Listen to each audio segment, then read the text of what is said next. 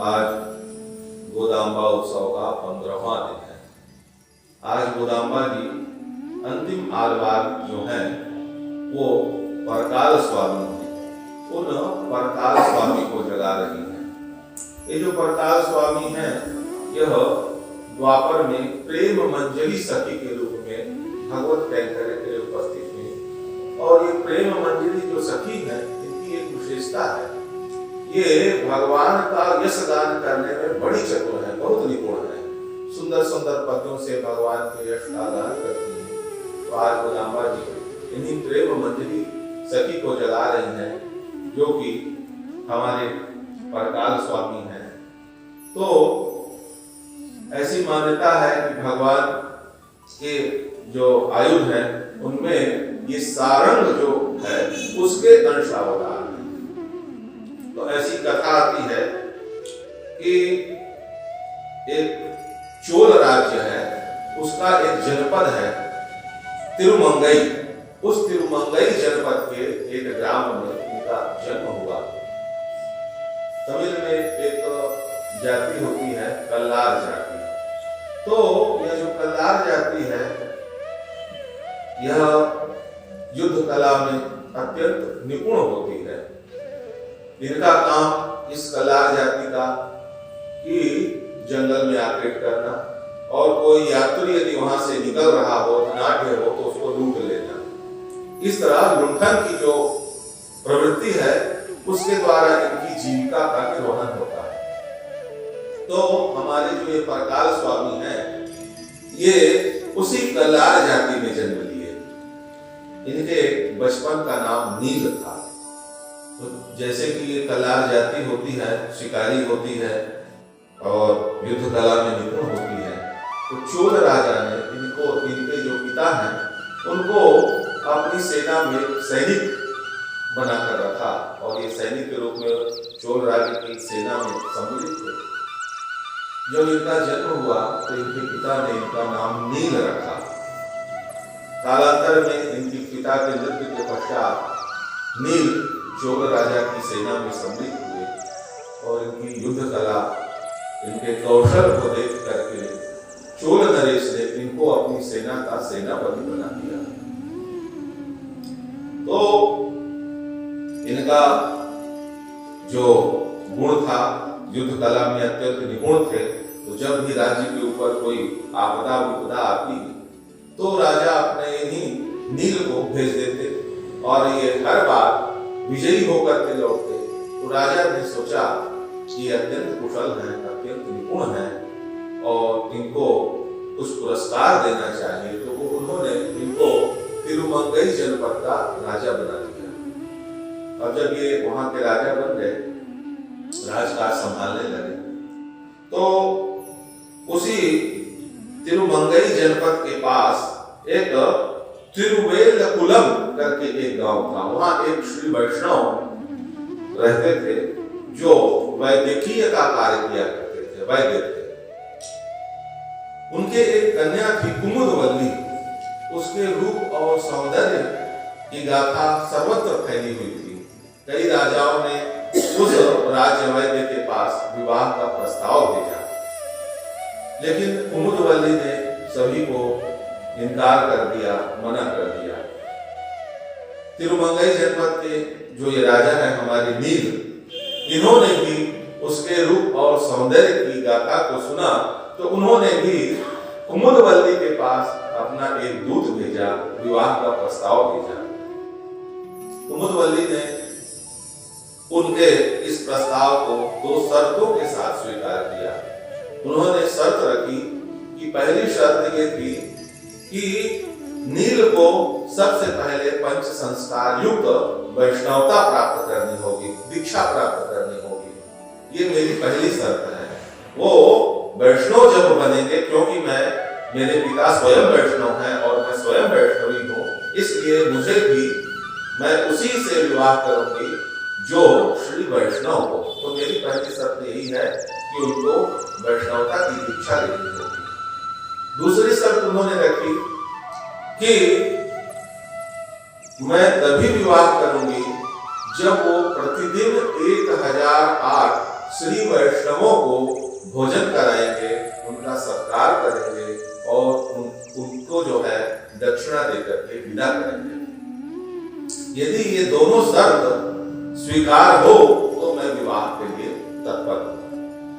नील ने उनकी शर्त को स्वीकार किया और पंच संस्कार से युक्त हुए, वैष्णवता की दीक्षा ली, उनका विवाह हुआ और प्रतिदिन शर्त के अनुसार वो रोज 1008 ब्राह्मणों को आमंत्रित करते, उनको भोजन कराते, उनको दक्षिणा देते और उनको विदा करते। ऐसा करते करते उनका जो निजी धन था वह समाप्त हो गया। अब राजकोष में जो धन कर के रूप में आया वह धन भी उन्होंने उसमें लगा दिया।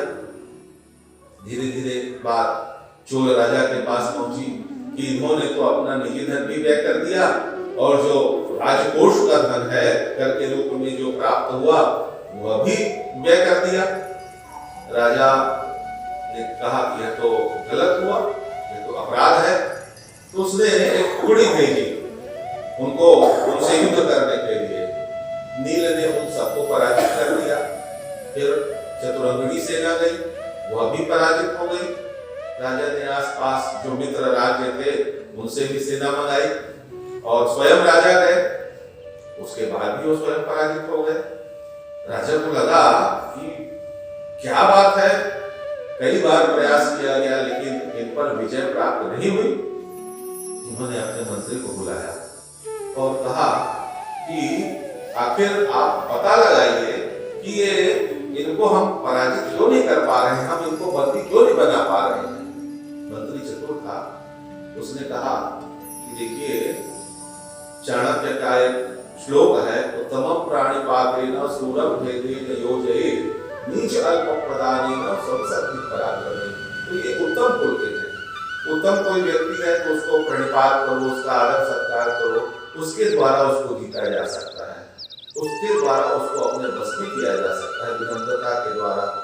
और उत्तमम प्राणिपातेन सूरम भेदेन, कोई शूरवीर है तो उनमें भेद पैदा कर दो, तो भेद के द्वारा उनको जीता जा सकता है। और नीच अल्प प्रदानेन, तो यदि नीच वर्ग का है तो उसको कुछ दे दो, दे दुआ करके उसको विदा करो, तो उतने में वो मान जाएगा, क्योंकि उसका भेद को केवल कुछ पाना भर है, तो उसको कुछ दे देंगे तो वो उस पर इज्जत मिल जाएगी। और सम शक्ति पराक्रम है, और यदि अपने समान पराक्रम वाला हो तो उसके साथ युद्ध करो। तो ये तो नील जो है ये उत्तम है, तो ऐसा करिए, इनको बुलाइए, इनसे मंत्रणा कीजिए और युद्ध से तो आप इनको नहीं जीत सकते। राजा ने नील को बुलाया, उनसे मंत्रणा की। उन्होंने कहा कि मुझे मालूम है कि आप रोज 1008 ब्राह्मणों को भोजन कराते हैं, उनको दक्षिणा देते हैं, तो यह जो धन आपने व्यय किया वह तो राजकोष का है, आपका तो नहीं है। नील ने कहा हाँ यह राजकोष का धन है, मेरा धन नहीं है। तो आपसे यह अपराध हुआ, आपने राजकोष का धन व्यय किया, इसलिए इसको आपको तो लौटाना चाहिए। नील ने कहा हाँ मुझे लौटाना चाहिए। तो चलिए आप बंदी बन जाइए। अब आप जब यह स्वीकार कर लिए कि आपने राजकोष का धन व्यय किया, यह धन आपका नहीं था, दूसरे का धन जब आपने ले लिया तो आप राजगढ़ के भागी हैं। उन्होंने कहा आप जो कहे बिल्कुल सत्य कह रहे हैं। तो राजा ने उनको बंदी बना लिया और कारागार में डाल दिया। भगवान को यह लगा कि रोज भगवत कैंकर्य करने वाले नील जो है ये कारागार में है, तो उनकी मुक्ति का उपाय भगवान ने विचार किया और नील के स्वप्न में भगवान आए और उनको निर्देश दिया कि तुम्हारे ऊपर जो है राजकोष के व्यय का यह जो दंड है, अपराध है, जिस अपराध में तुम बंदी हो, तो ऐसा करो कि मैं तुमको संकेत करता हूं और मैं तुमको बताता हूं कि इस स्थान पर धन जमीन में गड़ा हुआ है और तुम राजा को साथ में लेकर के वहां चलो और राजकोष का जितना भी धन निकलता है तुम्हारे ऊपर वह राजा को सौंप दो। तो भगवान जो है उनको संकेत करते हैं, वह निर्दिष्ट स्थान बताते हैं। नील प्रातः काल उठ करके चोर राजा से कहते हैं कि मैंने जो यह धन लिया है आपका, मैं उसको वापस करना चाहता हूँ। तो राजा कहते हैं ठीक है, यदि आप वह धन वापस कर देंगे तो हम आपको मुक्त कर देंगे। तो नील जो है वह भगवान के बताए हुए निर्दिष्ट स्थान पर जाते हैं और वहां से जो धन मिलता है तो राजा का जितना राजकोष का हिस्सा होता है वह राजा को सौंप देते हैं और उसके बाद पुनश्च जो धन शेष बचता है उस धन से फिर भगवत कैंकर्य करने लगते हैं।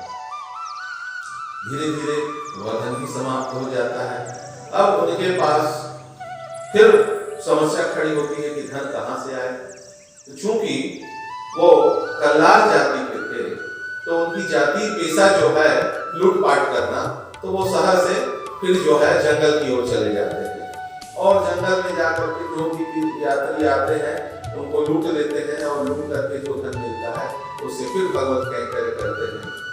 तो मनु जी ने एक मनुस्मृति में श्लोक कहा, जो असाधुभ्यो अर्थमादाय साधुभ्यः संप्रयच्छति, जो दुष्टों से धन लेकर के और सज्जनों को देता है, जो असाधुभ्यो अर्थमादाय साधुभ्यः संप्रयच्छति स कृत्वा प्रवात्मानं संतारयति तावुभौ।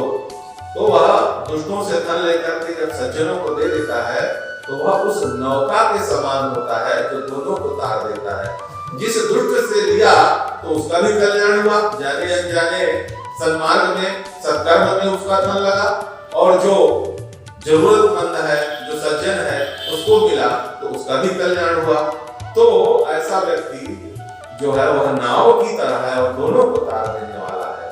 तो मनुस्मृति के इस वाक्य का स्मरण करके जो नील है वह लोगों को लूटपाट करना शुरू कर देते हैं। जानते हैं कि यह व्यक्ति जो है गलत तरीके से धन कमा रहा है तो उसका धन अपहरित कर लेते हैं और भगवत भक्तों की सेवा में उसको लगाते हैं।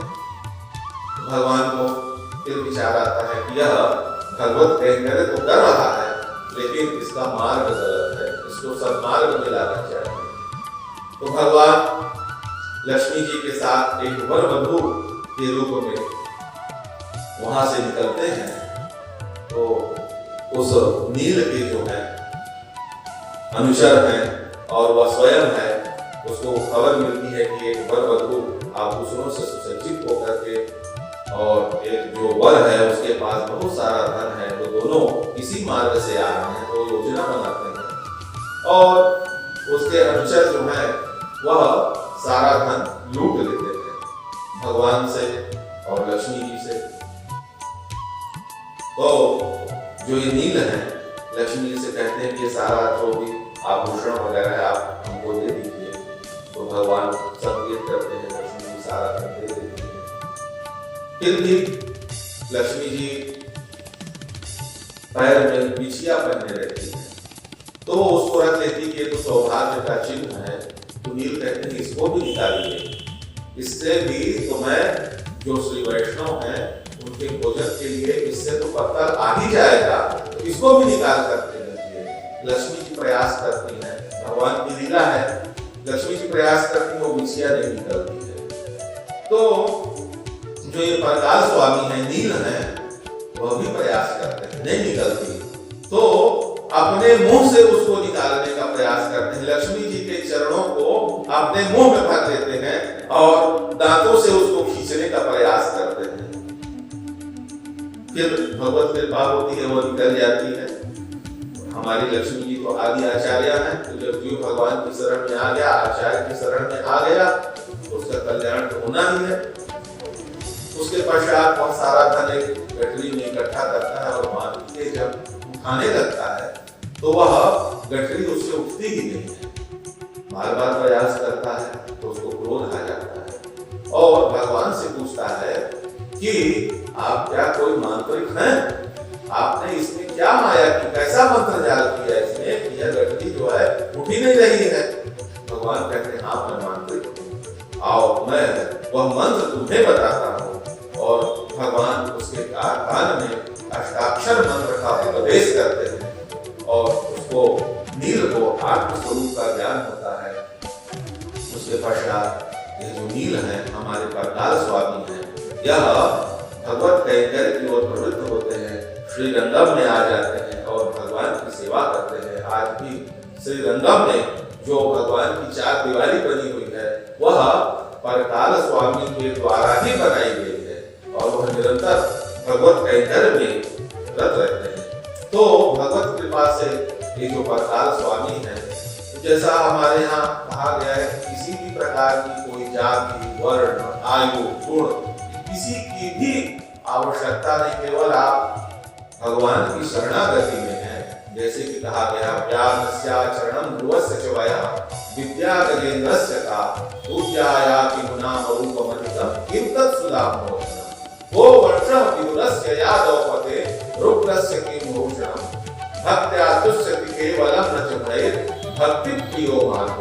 तो भगवान को किसी गुण की, किसी व्रत की, किसी साधन की, किसी उपाय की आवश्यकता नहीं है, केवल भक्ति की आवश्यकता है। आपके मन में भाव होना चाहिए। तो हमारे जो परकाल स्वामी है, कैलाश जाति के होते हुए भी भगवत कैंकर्य में मग्न रहे। तो आज गोदामा जी उन्हीं प्रेम मंजरी सखी को जगा रही हैं और कहती हैं कि आप तो बाल शूटिंग है, हमारी ये प्रेम मंजरी सखी जो है भगवान के गुणों का, यश का गान करने में अत्यंत निपुण है। गोदामा जी को उठा रहे हैं कि आप उठिए, आप तो भगवान के यश का गान करने में अत्यंत निपुण है। कई लोग हैं, ज्ञान तो बहुत होता है, लेकिन जहाँ ज्ञान की आवश्यकता है वहाँ ज्ञान का प्रयोग नहीं करते। सब जानते हैं कि भगवान के मंदिर में झाड़ू लगाना चाहिए, भगवान को पुष्प की सेवा करनी चाहिए, भगवान को तुलसी अर्पित करना चाहिए, भगवत कैंकर्य करना, ज्ञान बहुत है, लेकिन उस ज्ञान का उपयोग कहीं पर भी नहीं है। तो शास्त्रकार ऐसा कहते हैं कि नहीं, भक्ति के सागर में यदि जाना है या भक्ति को उन्नत करना है, परिष्कृत करना है, प्रपन्न बनना है, तो कैंकर्य अत्यंत आवश्यक है। जैसे कोई पक्षी एक पंख से क्या उड़ सकता है? नहीं उड़ सकता। तो भक्ति के लिए ज्ञान भी चाहिए और कैंकर्य भी चाहिए, ये दो उसके पंख हैं। तो ज्ञान भी हो और कर्म भी हो। तो बिना ज्ञान और कर्म के जैसे कोई ऊंची उड़ान पक्षी नहीं कर सकता, उसी प्रकार भक्ति के लिए ज्ञान भी चाहिए और कैंकर्य भी चाहिए। तो आज गोदामा जी उस प्रेम मंजरी से भी कह रहे हैं कि सखी उठो जागो, अब तुमको भगवान के यश गान करने में अत्यंत निपुण हो, तुम और अलंकार को धारण कर रही हो, तुमको किसी प्रकार के गुणों की कोई आवश्यकता नहीं है।